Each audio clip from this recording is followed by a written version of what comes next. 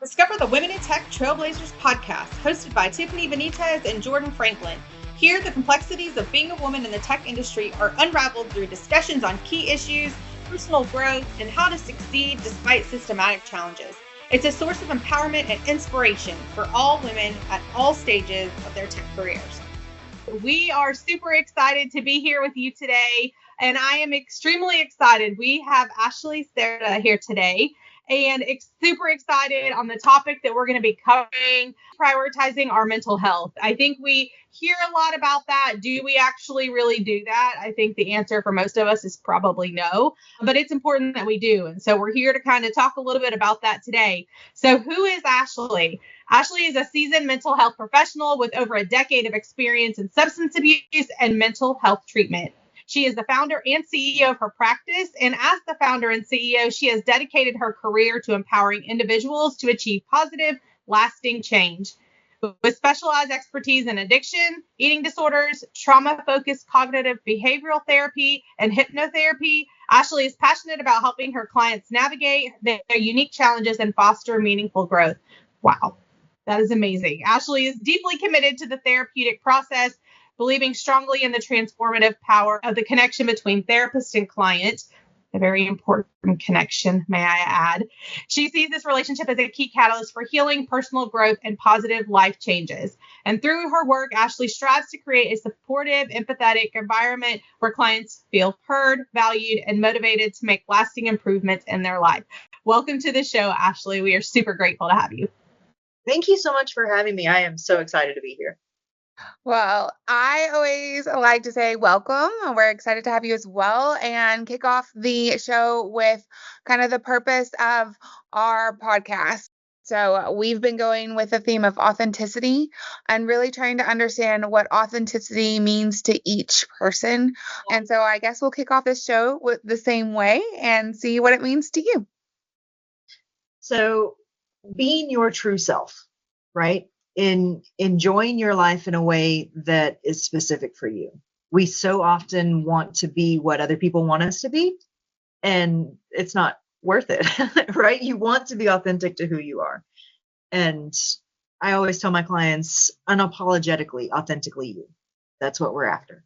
I love that. And I'm sorry, not sorry. I just finally got to see Wicked last night.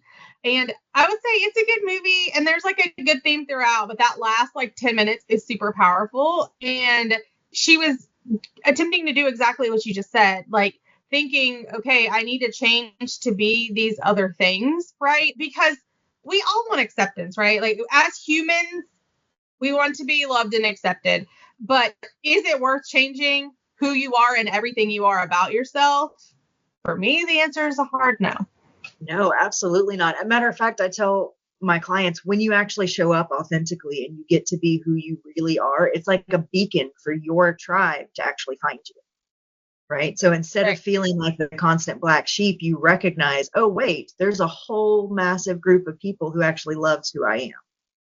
Yeah. And me for me, not me for who I put on when I walk out the door. Exactly. Yeah. Yeah.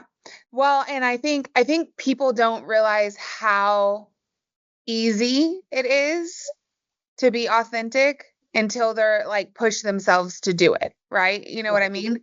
It's actually easier to be you, who you really are, than someone that you think you should be on a day-to-day. Right. It's so true. I mean, it's easy, but it's the hard before the easy. It's actually hard to first get there, and then when you get there you realize, oh my gosh, how easy is this? Because you're just able to be you, and you're able to actually surround yourself with people that allow you to be you and that love you for you. So I don't know, I feel like this is a super important topic. Women, again, you guys know we're here to talk about all the things that no one talks about, and we're completely fine with that. There are definitely some things that I think we don't talk about a lot. I sort of prefaced that in the beginning as I introduced Ashley, but really talking about our mental health is key, okay? And I'm not just talking about oh, I did this one thing or I did this two things. I actually remember Ashley speaking before, and she said eating lunch and taking a shower are not self-care. They are Like those are like Necessities. life survival things.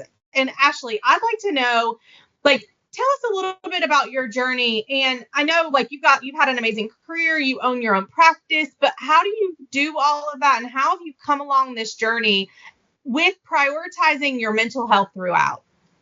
So the level of imposter syndrome that I had when I read that question of like, oh no, they're going to find me out that I don't always prioritize myself. And the problem with that is when you don't, you burn out. And people don't recognize curing burnout takes years. I actually stepped away from mental health and ran an addictions program and a recovery program for a couple of years because I thought I didn't like being a therapist. Couldn't be farther from the truth. I adore what I do. I was just burnout. And so one of the ways that I have prioritized myself now that I realize that you can't pour from an empty cup is making sure that I am placing myself as a priority in my own life, right? If you don't make yourself a priority, you don't have to be your only priority, but you have to be a priority in your own life. Because if not, there are so many negative consequences that come along with that just eat away at the core of who you are. And then you can't live authentically if you are a husk of a human. Oh, yeah. No, I 100% agree. I think going back to a statement that Tiffany said earlier, it's like the hard before the easy. To me, that equates to like working out. Like it's hard to get myself ready to go work out. But once I do it, I feel so much better because I took time. And it's almost like quiet time, right? Like I took time for myself, but it's that hard before the easy, right? It's that burnout before you realize, oh, wait, I really did love it. I just didn't take care of myself. Right. To see the love in what I was doing. Yeah, I totally agree.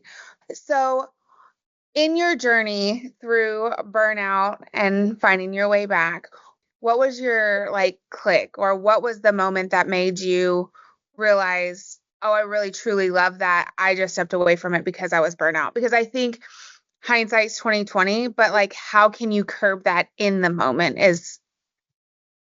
So it's looking for those things that you love. And when I was running this program and I was supposed to be the boss and not one of the therapists, right? Mm-hmm. And I kept stepping back into that role of therapist. And it wasn't because it was just required. We had amazing counselors and therapists that were on staff. It was just, that's my natural and that's what I enjoy. And it was finding those things that little spark of actually, no, I love watching that aha moment. I love seeing those deep changes happen. I love, I have a couple of clients that I've been working with through addictions that are celebrating 18 years sobriety this year, and being able to walk with people alongside that. I'm just like, no, actually, that's amazing. And so it's looking for those little things that actually spark I told everyone search for the dopamine, right? So with addictions, with eating disorders, with trauma, we are dopamine deprived very often. And so finding those little things that you love in your world, in your work, right? That for me, it's things that I'm good at. I love when I have especially a specific turn of phrase and someone's like, oh my gosh, I've never heard anyone say it that way before. And I'm just like, yay, go me. Like those little moments are beautiful and wonderful, can help prevent burnout and help you come back from it if you're paying attention to them. I think there's like power in conversations like this, because I think in our normal everyday life, we don't just sit here and naturally think about things the way we're hearing it today, right? We're in our individual lives. We're like focused on ourselves and our families and our career and like moving along, and having a place to go or a community to be part of where you can hear these things. And even like, this is the day you're in your closet eating popcorn and crying because it's just been that rough, that you're surrounded by people and you've surrounded yourself with a community of people, your tribe, as you talked about earlier, right? There's so much power in community. And I think that we as women need to step away from this, like, I don't know, perfection thing we're after. I don't know what to call it, right? But it's like, we've got to have it together. It's got to be the Instagram reel. Like, no, like, why don't we just start making it natural to be okay to not be okay sometimes? Like,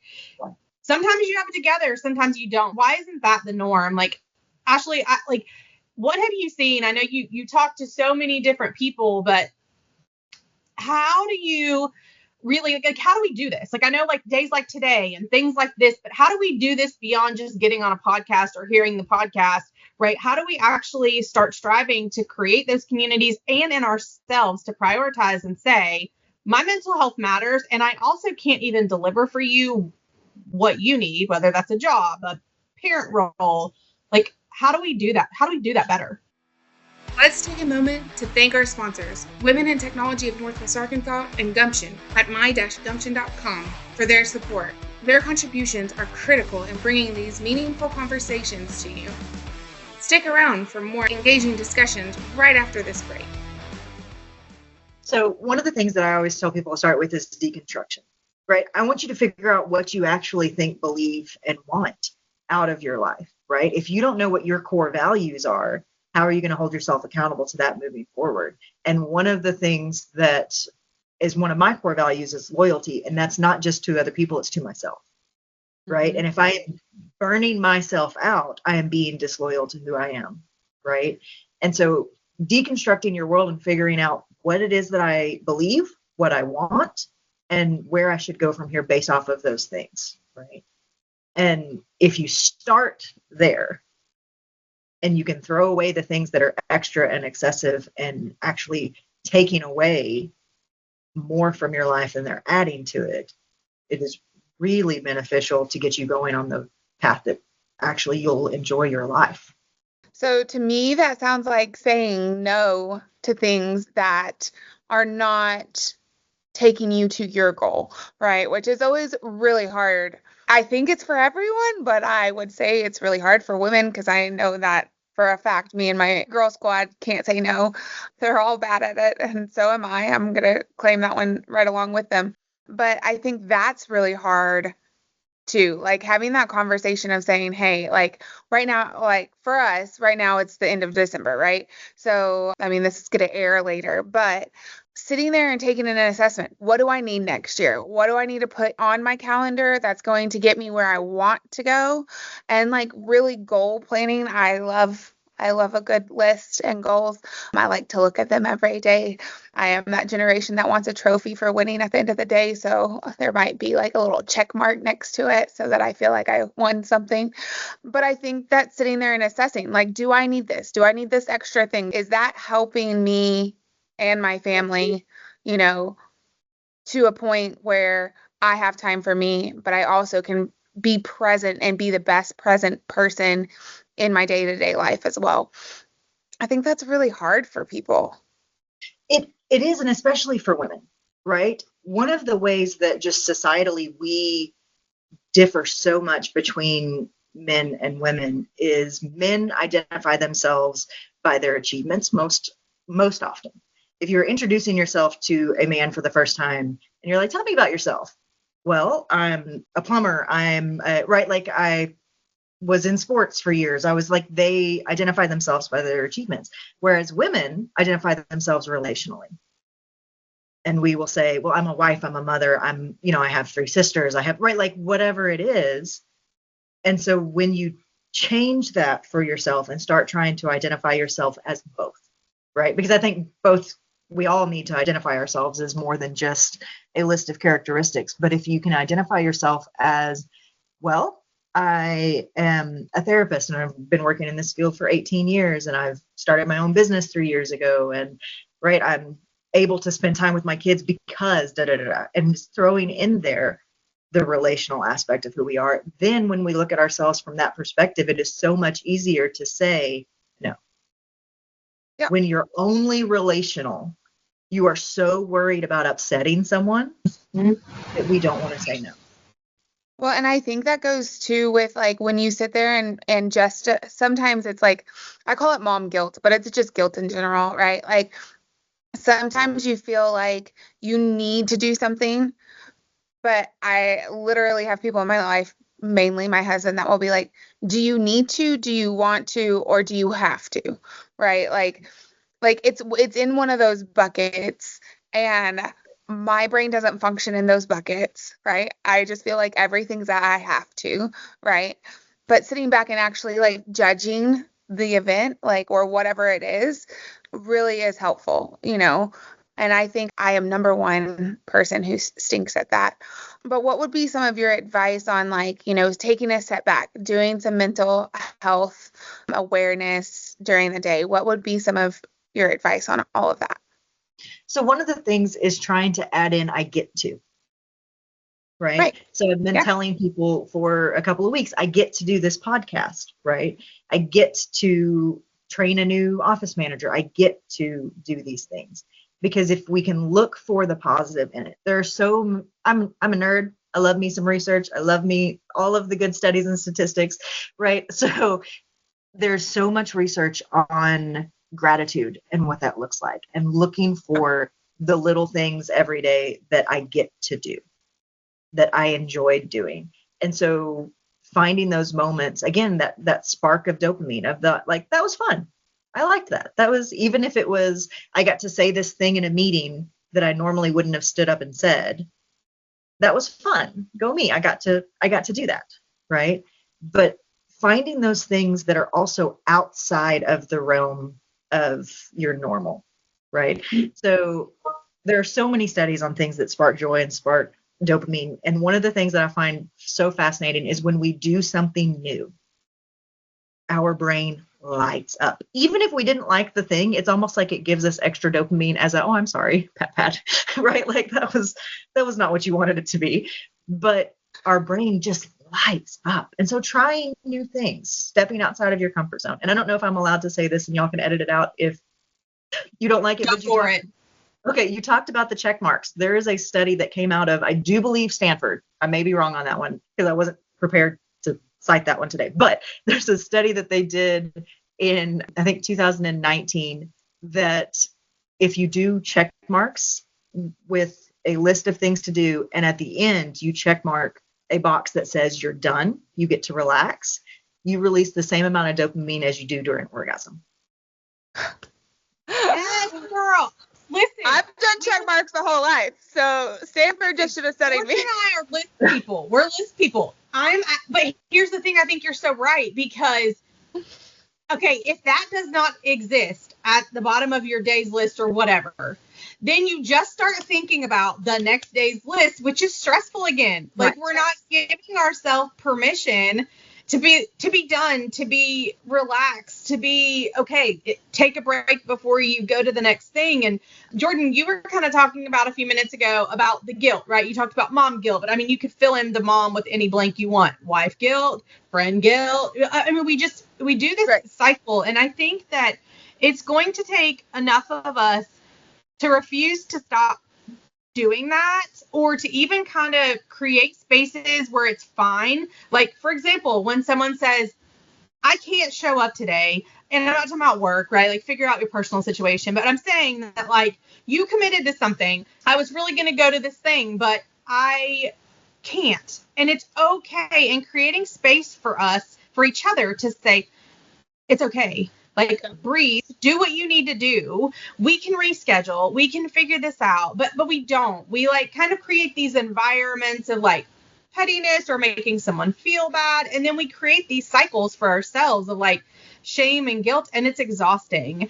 I think the only thing that you need to you need to figure out what your priorities are. That's what you need to commit to. And also, like, sometimes it's not going to work out. Be okay with it just not working out. And Ashley, what are your thoughts on, I guess I want to summarize that by saying that we do have a responsibility, right? Okay, add it to the list, right? We have a ton of responsibility, but I feel like we have a responsibility to each other, especially as women, but honestly, I feel like humankind in general, to start creating this space for each other. And it's not like, you feel like you have to go, like, do a bunch of work, like, just be okay. What are your thoughts on that? So something that I do with my friends that I love, it just, oh man, it's so empowering to, if I have a day that is a day and I need to vent, I will message one of my friends and say, do you have bandwidth today? And it's giving them the space to say, no, I don't. And most of the time, I'd say 90% of the time, they're like, yep, what happened? And I can go off and be like, all of these things. But in that 10%, I'm like, cool. I have other people, right? Like, I can reach out to somebody else or I can figure out a way, I can journal, I can do things for myself. But just asking whether or not someone has the availability in their brain for my nonsense, it gives them the opportunity to say no if they don't. Because it is genuinely a cool, I totally understand. And on about your world, because I don't want to burden them, but I also don't want them to feel like they have to show up when they don't have the availability. Right? And so just little things like that make all the difference in the world. And just that little question, I mean, you're not getting their whole self. And that's what you're saying you need. I need you. And if you can't do that, then I'm going to find someone that can, or some way to get that out. But if you're not getting their whole self, then it's not helpful either. Well, and it just creates a cycle of everybody feeling negatively, right? Because if you came to me and said, do you have bandwidth? And I didn't, but told you I did, I would then feel like crap because I know I didn't give you my most authentic self. I didn't give you the version of me that you needed in that moment. Right. And then you didn't get what you need. And so everybody's a little less, right? Yeah. We've talked about a lot of mental health things. What groups or networks would you suggest for people? Which ones do you love? What are you a part of? Those kind of things. So this sounds awful. Most mental health groups I don't like. And the reason why is because they seem to be forced instead of, again, that authentic self that y'all have been trying to promote with everyone. Your best bet is to find a thing that you enjoy and become a group with that. So one of my new adventures for curated health is equine therapy. And so I'm working with horses and I'm working with involving them as a part of the psychological practice with my clients, and becoming a part of the horse community has been amazing and interesting and way out of my comfort zone.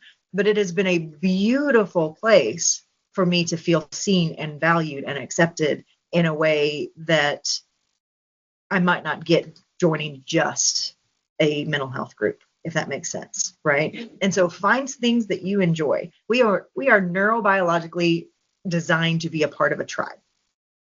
Yes.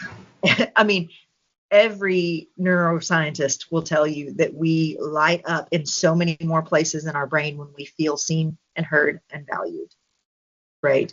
If an online community is all you can find, there are some beautiful places to set up a community. Social media can be great. There are so many, even Facebook groups, that if that's all that you can find, as long as you are actively engaged in it. It does not help to be a passerby in your own life.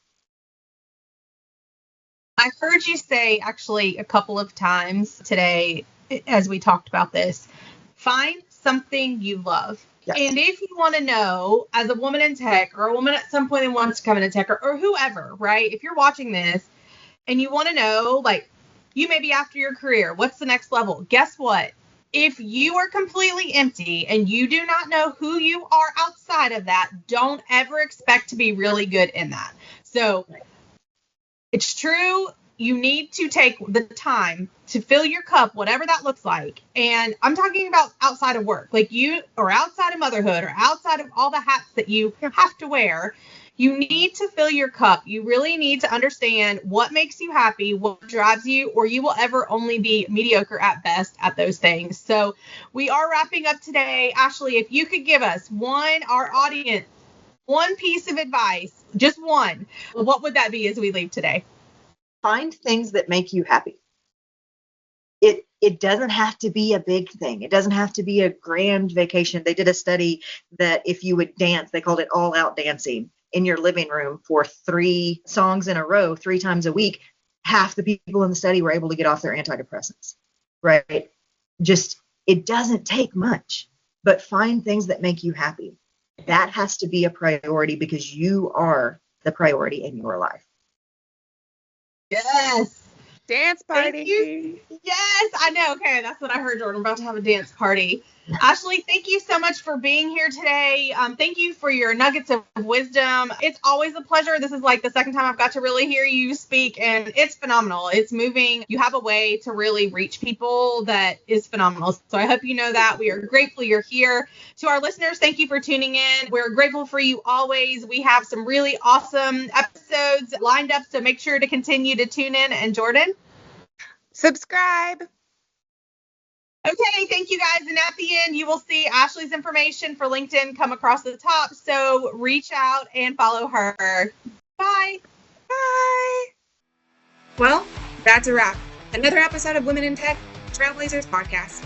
Thanks for tuning in and sharing this time with us. If you liked what you heard, please share this episode with your friends in tech. And don't forget to subscribe to our podcast. Your support helps us keep bringing in inspiring guests and uncovering topics that matter to you. Until next time, keep pushing boundaries and making your mark in the tech world. Goodbye for now.